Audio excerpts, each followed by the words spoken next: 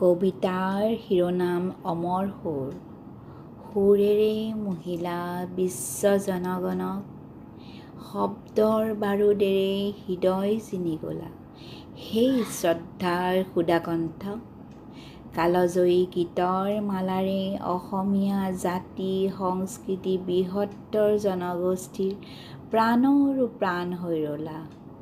জনতাৰ হকে গীতৰ শৰাই ঢালি মিলি গলা জনতাৰ মাজত, পাহৰি আপোন বেদনা। হায় তুমি যে নাই, নিথৰুৱা হৈ ৰ'ল এটা জাতি। হেৰুৱাই এক মহান শিল্পীক, মুখে মুখে বৰশিল তোমাৰেই সুৰ বন্দনা। চিৰ চেনেহৰ সেই সুধাকণ্ঠ, ৰাখিব লাগিব জীয়াই তোমাৰ গীতি সাহিত্যৰ অমৰ সৃষ্টি চন্দনা।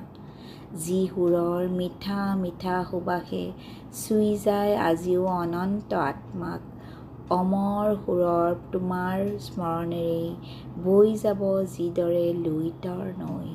ধন্যবাদ।